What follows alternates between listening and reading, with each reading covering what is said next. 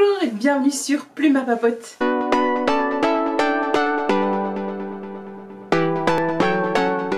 Comme d'habitude, je suis ravie de vous retrouver pour une petite vidéo où je vais vous parler de mes dernières lectures. Bon, ok, quand je dis dernière, je mens un petit peu, ce sont des lectures qui datent de cet été. Mais justement, cet été, non, c'était au mois d'avril, ce printemps, je vous avais unboxé la Cube spéciale Angleterre et devinez quoi, j'ai lu tous les bouquins qui étaient présents dans la Cube. D'où le fait que je vous fasse une papote lecture spéciale Angleterre. Alors en plus de ces 3 livres qui étaient dans la Cube, je vais vous parler également d'un petit bijou typiquement anglais, typique de la littérature britannique anglaise. Je vais vous en parler avec grand plaisir. Mais avant d'en parler, je vous parle du livre qui m'a le moins plu sans grande surprise. C'est Le Menteur de Keith, je sais plus comment, Billy le Menteur de Keith Waterhouse. Tout d'abord, j'ai adoré le format de ce bouquin, le travail d'édition qui a été fait tout autour. Il est absolument hyper agréable à lire, le papier est fin, le papier est agréable au toucher, la couverture également. Bref, j'ai vraiment apprécié ce travail d'édition. Quand j'avais commandé la Cube, j'avais longuement hésité à demander un autre livre à la place de celui-ci parce que je savais pertinemment bien qu'il risquait de ne pas me plaire. Maintenant, je l'ai lu sans a priori en me disant vas-y, plonge-toi dedans, peut-être que ce sera une bonne surprise. Alors c'est pas du tout un mauvais livre, c'est pas du tout une mauvaise œuvre, mais elle ne me touche pas, d'où le fait que j'ai pas beaucoup adoré. Pour le petit résumé ici, on va suivre Billy dans une petite ville d'Angleterre. Je pense qu'on est dans les années 60 voire 70, années 50, 60, quelque chose en genre. Et donc Billy Fisher vit quand même une vie assez morne de jeune homme. Je dirais qu'il a entre 18 et 20 ans. Il se cherche, il ne sait pas ce qu'il veut faire. Enfin, s'il sait ce qu'il veut faire justement, c'est quitter sa ville, aller sur les planches, aider à faire rire les gens, aider un comique à écrire ses sketchs. Sauf que lui, il est coincé dans son existence avec ses parents, dans le petit boulot qu'ils lui ont trouvé. Et donc Billy, pour échapper à tout ça, ment. Il ment sur tout et n'importe quoi, sur le moindre détail de sa vie. Même sur les relations, les parentés qu'il peut avoir, voilà. Ça lui amène des problèmes bien entendu. Ça aurait pu m'intéresser si c'était devenu un petit peu, pas ubuesque, mais drôle, comique, ça ne l'est pas. Et donc, voilà, c'est un livre pas morne, mais il l'a pas fait avec moi malheureusement et je vais pas pousser plus loin l'analyse. Je pense qu'il peut plaire à énormément de monde, surtout les personnes qui aiment l'accroche-cœur de Salinger. L'accroche-cœur de Salinger, c'est un livre vraiment dans la même veine je trouve.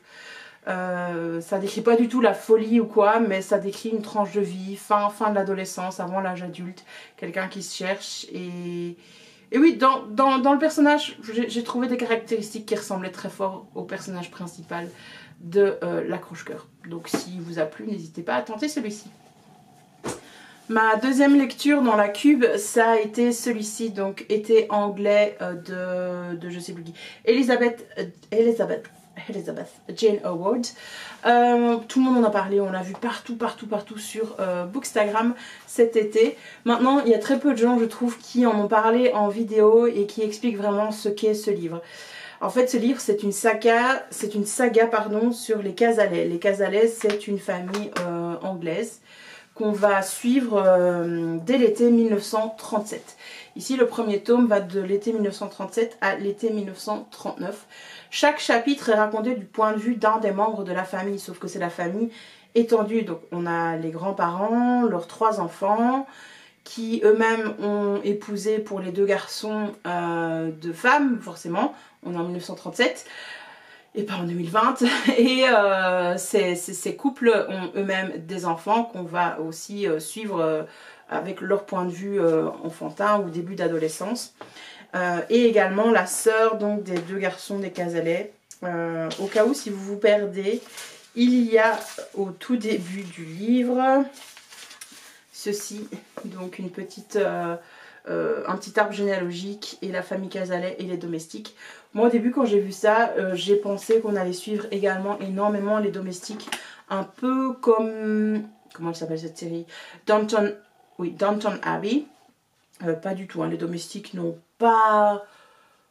Ils ont des rôles mais on les suit pas, c'est pas eux les plus importants bien entendu. Voilà, à nouveau le travail d'édition, ce papier, vous ne pouvez pas le toucher. Il est ultra doux. Ce livre a un bon format.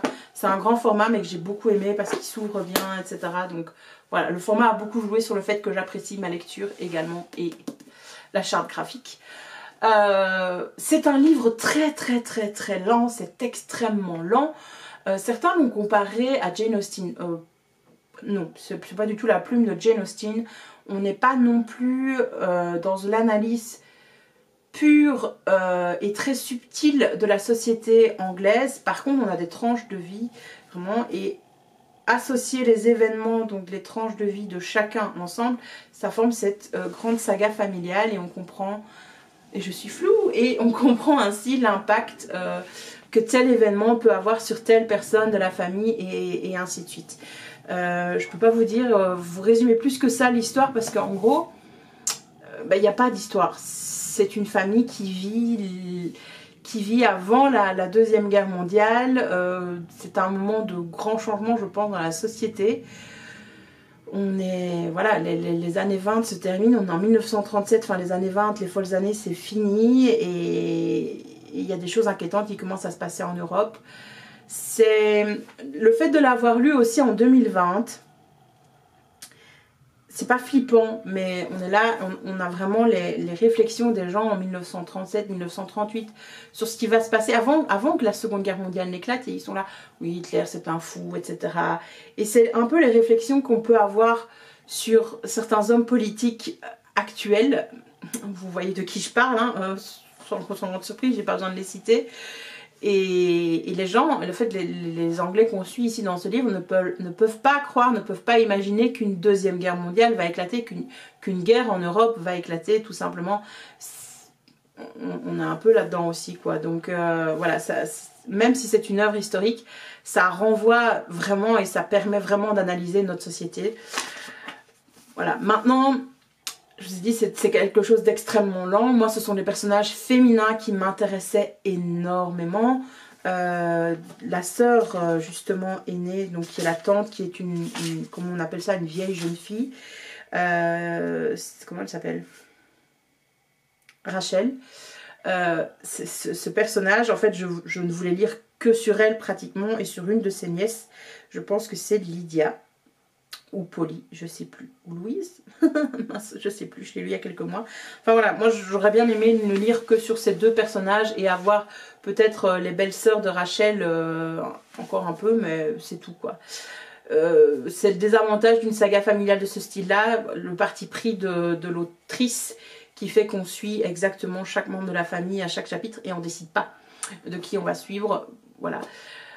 Si vous aimez les choses lentes, j'ai envie de vous dire allez-y, n'hésitez pas, c'est un récit vraiment bien construit. Dans la cube, donc le livre que j'ai préféré sans grande surprise, c'est celui-ci de Alan Bennett, La Reine des lectrices, qui est un tout petit livre qui s'est lu très vite, que j'ai dévoré et adoré. Là je l'ai reçu avec le petit coffret.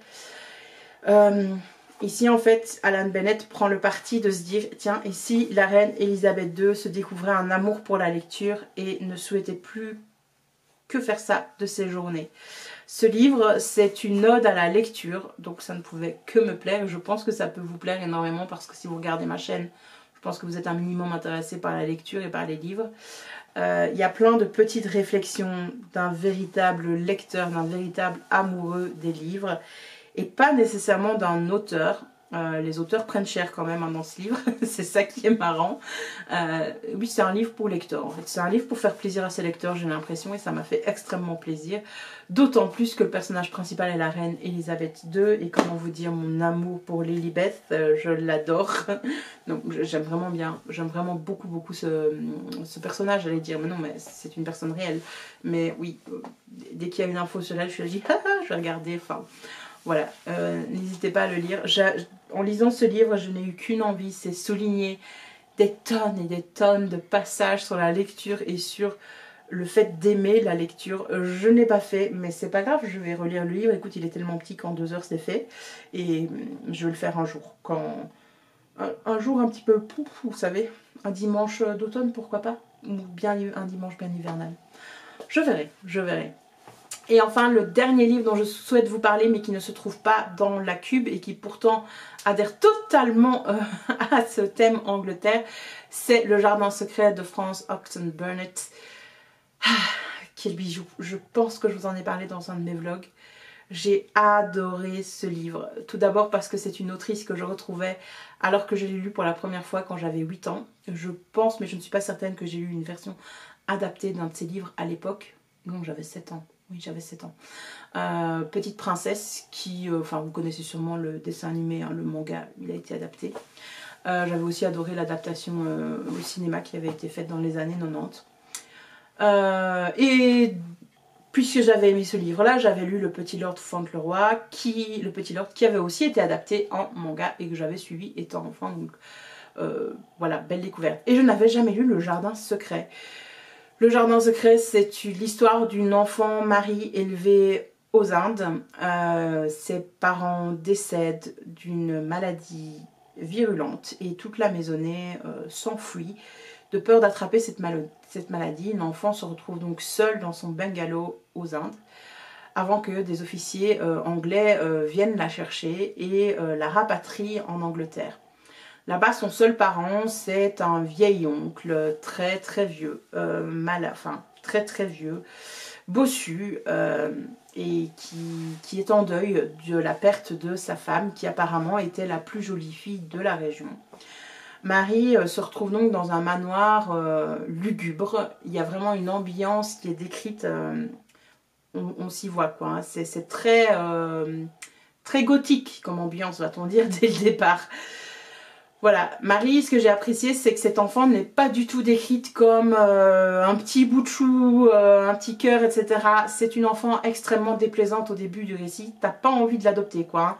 T'as vraiment pas envie de te retrouver avec cet enfant sur les bras, mais bon, c'est comme ça. Et donc elle se retrouve dans ce manoir et le fait est qu'elle va commencer à explorer un petit peu tout le domaine autour du manoir et se rendre compte qu'il y a le jardin, en effet, auquel tout le monde a accès, dont elle, et également un autre jardin secret, mais dont tout le monde connaît l'existence bien entendu, sauf que personne ne peut y pénétrer puisqu'il a été fermé, condamné depuis la mort de la maîtresse du manoir. Heureusement, Marie, en fait, grâce à son amitié avec un rouge-gorge, oui, ça peut vous paraître bizarre, va mettre la main sur cette clé et pouvoir pénétrer dans ce jardin secret. C'est un récit initiatique, on va dire, sauf qu'il se passe dans un jardin. Voilà, et il n'y a absolument aucun effet de magie. Moi, je m'attendais à un récit fantastique du fait de la bande-annonce du nouveau film Le Jardin secret avec Colin Firth notamment et je sais plus qui d'autre. J'avais vu aussi la bande-annonce d'un film, d'une adaptation qui avait eu lieu aussi dans les années 90, mais je n'avais jamais vu ce film donc je connaissais pas du tout l'histoire.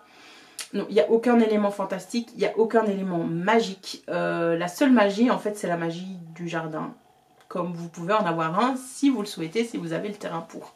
Ce petit bijou de la littérature anglaise, c'est une ode en fait à tout ce qui est anglais, point de vue du jardinage.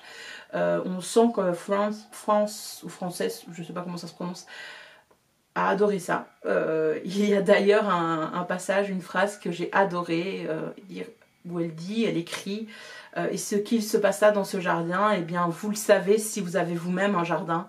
Bah oui, en fait, on le sait pertinemment bien.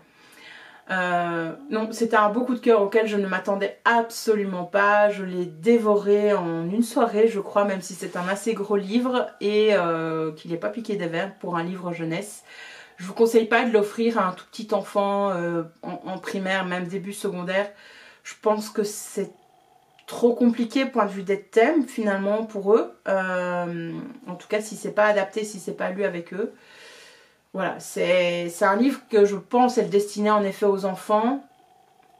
Mais voilà, moi il m'a beaucoup touchée du fait que j'ai créé mon propre potager cette année-ci. Merci le confinement. voilà, je pense pas que j'aurais été intéressée par ce livre à l'adolescence, je pense pas que j'aurais été émerveillée par la description du jardin, etc. Alors c'est un livre également qui est un miroir, non pas un miroir, qui est une fenêtre ouverte sur la société anglaise en 1911, quelque chose dans le genre. Oui, je pense qu'il a été écrit en 1911, donc dans les années 1910. Où on voit un peu comment la société évolue, mais pas tant que ça. Les classes sociales sont extrêmement présentes. Et même si Marie se retrouve à être l'amie avec le frère d'une de ses domestiques, il y a quand même une différence sociale qui est là. Enfin, voilà, c'est pour tout ça aussi que j'ai aimé ce livre. C'est pas seulement pour l'histoire, pour la plume, c'est également pour cette vision du monde sur ce roman qui est finalement historique maintenant qu'on le lit. Bref, je vous le recommande chaudement. Voilà, j'en ai fini pour mes lectures spéciales britanniques, spéciales Angleterre. J'espère que ça vous aura plu. N'hésitez pas à me dire ce que vous avez lu ces derniers temps. Dites-le moi en commentaire. Et merci d'avoir regardé la vidéo jusqu'au bout. Je vous dis à la prochaine. Bye bye!